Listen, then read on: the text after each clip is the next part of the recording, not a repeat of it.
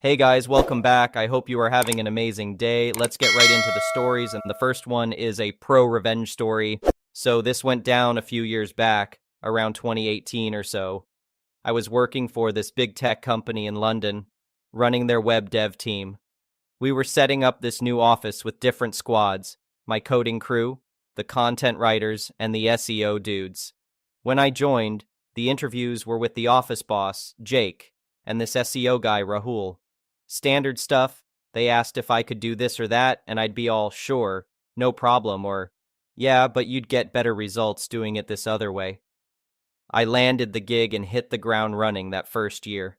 Building out my team, redoing a bunch of sites. It was a whirlwind. That's when I started getting bad vibes from Rahul. He'd waltz over telling me I had to code things his way. But I'd shut that down, explain why my approach was better. Dude would get all riled up and go crying to Jake about me not following orders.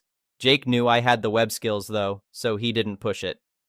Alright, so fast forward to the real juicy bit. We'd busted our humps getting these two big sites ready for the board. The day before the big unveiling, we found a gnarly bug that broke core functionality. My senior dev Tyler and I pulled an all-nighter squashing that sucker. Meeting was at 10 a.m., and I'd been up coding for 24 hours straight. I'm running on fumes, but we nail the demo for the top brass. The CEO takes me aside after, thanks me for the heroics, and tells me to go catch some zzz. On the train home, I take my team out for a victory lunch to say thanks for the grind. That Friday, we're all out celebrating the launch. Start at this fancy cocktail lounge, which isn't my scene. I'm a beer and wings kind of guy. Everyone moves to a club after, but I dip out early to catch the last train. Roll in Monday morning, and there's this whole ruckus going on. Folks from corporate HR are in our office. They pull us team leads into a room. There's Jake, the two HR ladies, me, Emma, who runs content, and Rahul. Turns out Rahul's boy Rajesh from SEO went and filed a racism complaint against my guy Tyler from Friday night, saying he was spewing all kinds of vile stuff at the club. I'm like, no way, Tyler's as chill as they come. Emma and I have both worked with him for years, and he's zero problems. For some context, Tyler and I are white dudes, Rahul's black, and Rajesh is Indian. Not that it matters, just explaining the mix. Anyway, they interview everyone who was there that night. Every single person is like, nah, never happened. It's Rajesh's word against Tyler's with zero proof, but Rahul is insistent. He wants Tyler fired on the spot for being racist scum who shouldn't be in the workplace. Thank goodness Jake and HR kept level heads. They gave Tyler a warning about inappropriate comments, even though it was total BS from Rajesh. Things settled down for a couple months. Then one of the content guys, let's call him Bill, pulls me aside.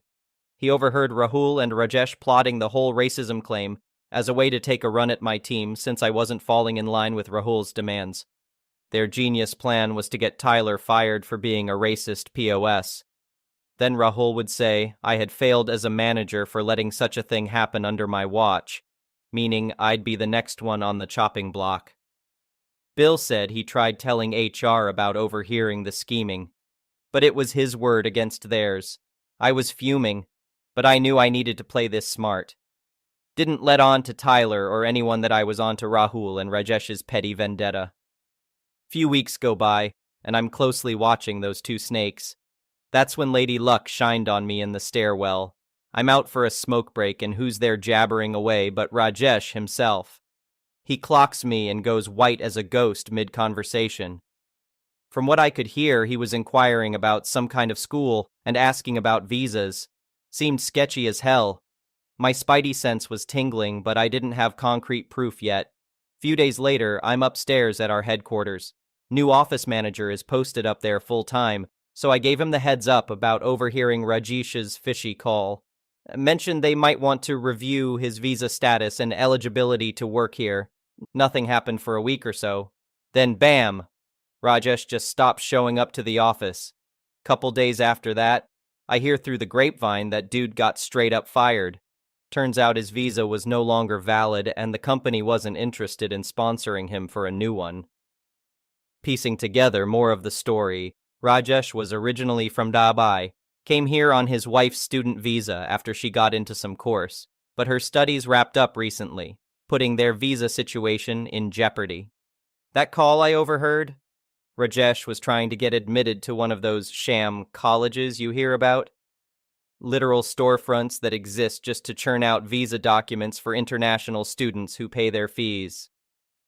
With the wife's visa about to expire and no steady income to pay the costs of this scheme, Devian Baku dude had no choice but to book a flight back to Dubai when we gave him the boot. Bye, Felicia? As soon as I heard what went down, I filled Tyler in on the whole messy saga. How Rahul and Rajesh tried to take him out with that bogus racism claim, all because I wasn't being a yes man for Rahul. Tyler was shell-shocked, but he said I went above and beyond defending him. No need to apologize for being a good leader. Few months later, I pulled Rahul aside and let him know I was hip to his underhanded games with Rajesh. Told him he better watch his step going forward. 2 months after that, Rahul puts in his resignation papers and slithers away. Over the years, some people have asked if I felt bad about how things played out with Rajesh getting deported, but I always say the same thing. I don't lose sleep over standing up for my people against backstabbers, willing to throw them under the bus for personal vendettas. You come at my team, you best not miss. The next one is an entitled people story. I own a small strip mall that has about 6 different stores in it. There's a cafe, a clothing boutique, a salon, and a few other little shops. It's nothing fancy, just a typical neighborhood strip mall. I inherited it from my dad who built the place back in the 80s. The tenants pay me rent each month and I handle any building maintenance issues. For the most part, it's a pretty easy gig. The tenants are all small business owners who are respectful and don't cause problems. Well, except for one, the owner of the boutique, Karen. Karen is your stereotypical entitled suburban mom. She's always complaining about something and demanding I cater to her every whim as the landlord. If anything is slightly not to her liking, she throws a fit and threatens to stop paying rent. She's a major pain in my ass. And the latest thing she's been bugging me about is the parking. I have a small parking lot in front of the stores with about 20 spaces. It's always been more than enough for customers and the business owners, but Karen insists it's not good enough for her fancy boutique clientele. Last week she came storming into my office, ranting and raving that there's nowhere for her customers to park because the lot is always full. She demanded I expand the lot immediately. I calmly explained to her that in the 10 years since she opened her store, parking has never been an issue before. Plus, it would cost a fortune to expand the lot, which just isn't feasible. Well, Karen did not take no for an answer. She threw another epic toddler tantrum, complete with foot stomping and dramatic arm flailing. She declared that if I didn't expand the lot, she would terminate her lease and find somewhere better for her elite boutique. I tried to reason with her again, but Karen wasn't having it. She stormed out yelling that she was done dealing with my incompetence as a landlord. Honestly, I was stunned at her audacity. I knew dealing with her was always a headache. But this was next-level nuts.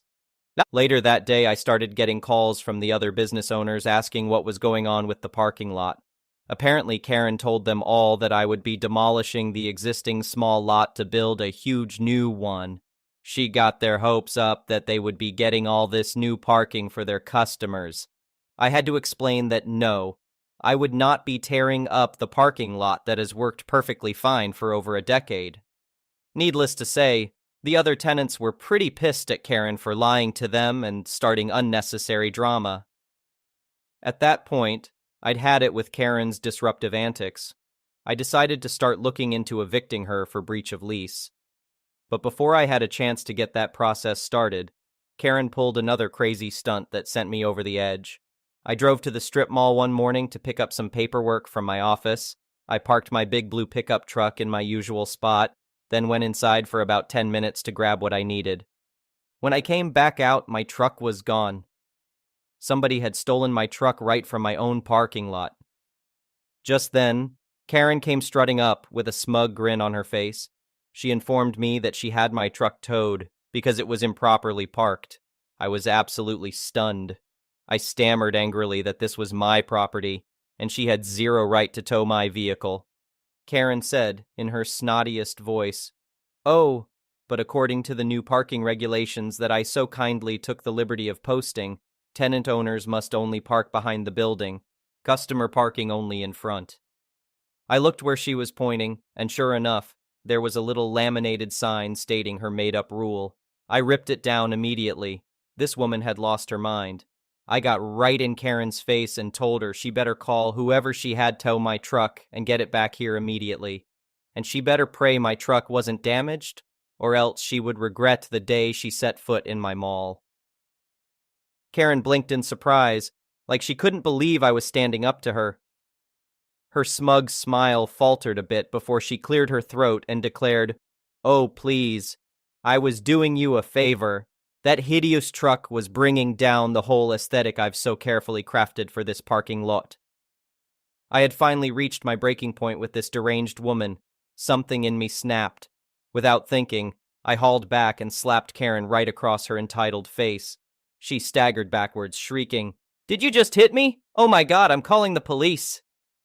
Karen grabbed her cell phone out of her obnoxiously large designer handbag, but before she could dial, I ripped the phone away from her. "Give me that phone, Karen! We're calling the tow company and getting my truck back here first. Then the cops can come and arrest your crazy ass for illegally having my vehicle towed," I yelled. Karen started sputtering excuses, but I cut her off. It was time she listened to me. I explained in no uncertain terms that she had zero authority to make up bogus parking rules or tow vehicles. As the property owner, I was in charge. She was merely a tenant who had grossly overstepped her bounds. Realizing she was trapped, Karen's belligerent facade started to crumble. She broke down in tears, pleading with me not to have her arrested. I almost felt bad watching this middle-aged woman pathetically begging me through her smeared mascara and runny nose. But then I remembered all the hell she had put me through. The police were definitely still getting called. However, I decided to have mercy and not press charges as long as Karen agreed to terminate her lease and vacate the property immediately. She tearfully agreed to my terms. I got my truck back, safe and undamaged. Karen moved out her boutique that very week. The other mall tenants were thrilled to see her go. We decided to split up her large store into 2 smaller retail spaces and found much better tenants. As for Karen, I heard from the salon owner that she tried opening her boutique in another strip mall across town. But she pulled the same parking lot nonsense within a month and got kicked out of there too. I guess some people just never learn. At least I can run my small mall in peace again without that nightmare Karen causing drama. The next one is a petty revenge story. My buddy and I like to gamble. Jake and I had a pact solidified by a 5-year bond. He'd often swing by, we'd crash in front of my computer, and play sports bets. It was our shared thrill, using my stake account and my cash, but with a gentleman's agreement. Winnings were to be split 50-50. It wasn't just about the money, it was about the stories we'd tell, the highs and lows we'd ride together. Or so I thought. It's important to note that he is not as well off as I am. Note, we used my account because stake gives me good perks, since I have status with them, free money, events, etc. The betrayal hit when Jake placed a particularly hefty parlay using my account. I was hesitant but trusted our bond enough to let him go through with it. The bet was a long shot, but it hit big. That's when things went wrong. Jake decided the winnings were solely his, severing our agreement. The sting wasn't just about the money, it was the crumbling of a friendship I had valued deeply. Fate, however, has a funny way of setting the scales right. In an unexpected twist, I bought 1 courtside ticket to an NBA game and received 4. The seller made a mistake. The game was featuring Jake's favorite team, the Heat. The gears in my mind began to turn towards vengeance. I orchestrated a night to remember with our mutual friends, deliberately excluding Jake from the invitation list. We had a great time. Sitting courtside is unreal if you're a basketball fan.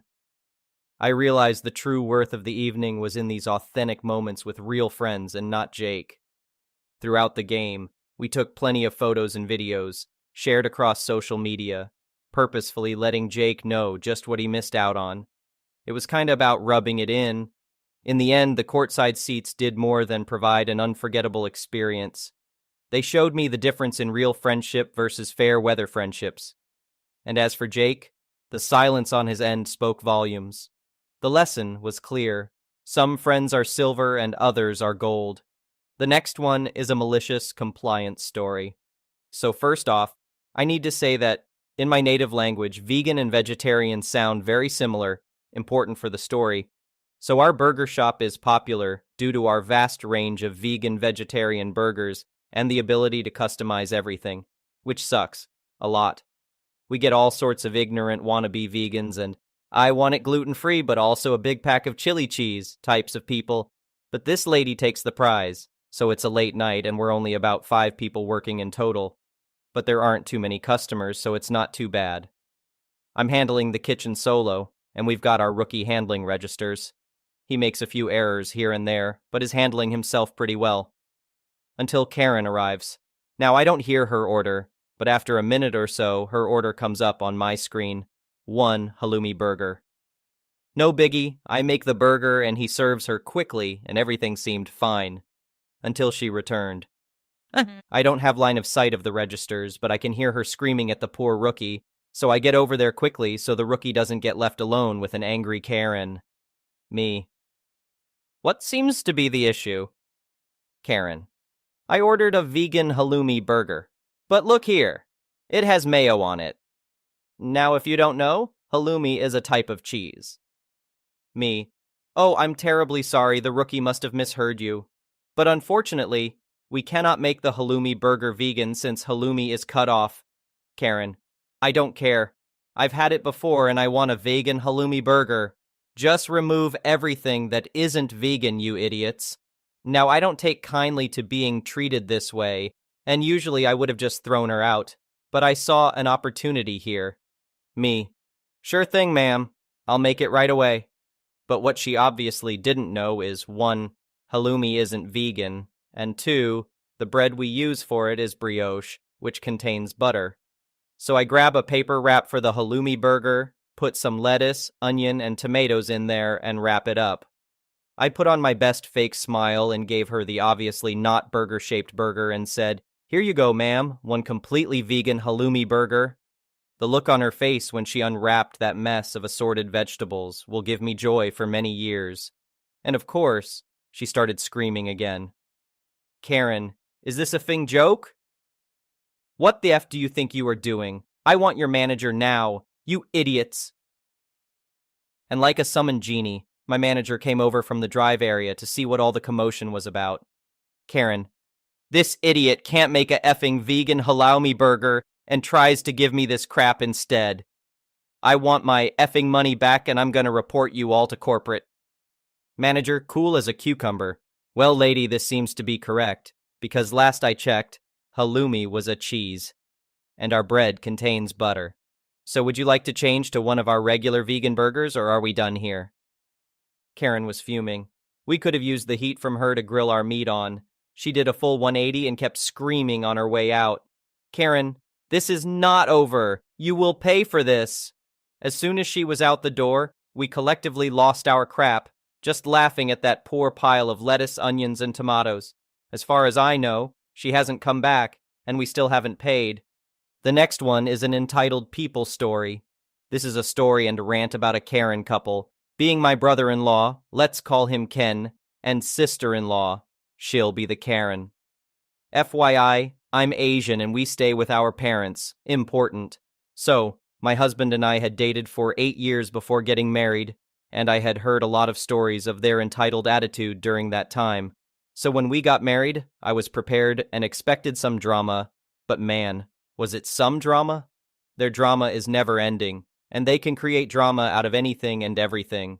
There are a lot of small incidents that I would like to mention, but that's for later.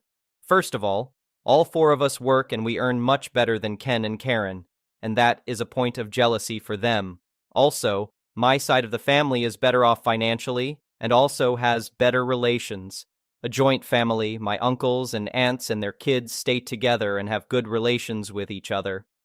This also makes Karen complain that I come from a big rich family and am allowed to do whatever, as if she has restrictions. My mother-in-law, MIL, and father-in-law, FIL, are very kind and good people, but they are also very old. Since Ken is the first child, he is very spoiled. He needs to be spoon-fed everything. He's about 38 years old and he can't even write an application for himself. He requires Phil to do it for him, and since Karen saw this attitude when they got married, she does the same. They think they are entitled to FIL's money and resources. They're always out for him when he spends money. Although it's his money, they try to keep him in check. One time, Karen even asked him for his bank statements to see where he was spending. Phil is retired and doesn't have much income due to loans and stuff, but he still runs the house like buying groceries and taking care of Ken and Karen's children, and he is still undermined and humiliated by them. And it's worse with Meal. They treat her like a maid who is to clean for them, cook for them, and take care of their children and then get complained about that she's not doing her best. After we got married, the drama has gone above and beyond anything. Karen tries to compare herself with me on everything, like she's a better cook, of course with about 8 years more experience than me. It would be a shame if she isn't better. Everything we do together, she is comparing us. Although she acts all friendly in front of me, she idiots about me all the time to others, including Mill and Phil. We have overheard a lot of remarks and complaints about me from Karen. They had a habit to go to Mill and Phil late at night after they thought we were asleep. They used to shout and complain that me and my husband, were getting preferential treatment. Mill and Phil indeed do treat one couple with more preference, but that is not us. Since they, Ken and Karen, are the older couple, and Mill and Phil are aware of their entitled attitude, their opinions and preferences are given priority so that some drama can be avoided. But they are never satisfied and always have something to complain.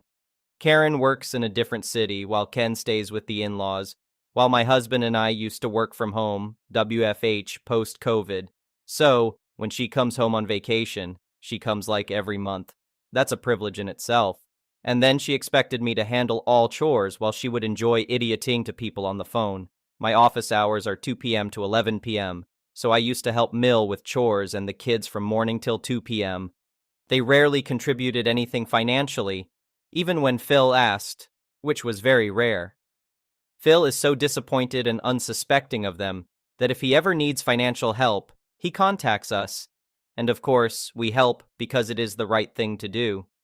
We take helping family as a responsibility, while they consider it a tedious task. They don't even take care of the kids properly, and just keep complaining that Mill and Phil are responsible for the rotten personality of their son.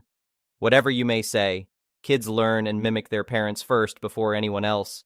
The kid sees his parents disrespecting the grandparents, so he does the same. He behaves a bit in front of us, especially me, because I don't tolerate bad behavior, and he gets some beating, and that is always after at least 2 verbal warnings.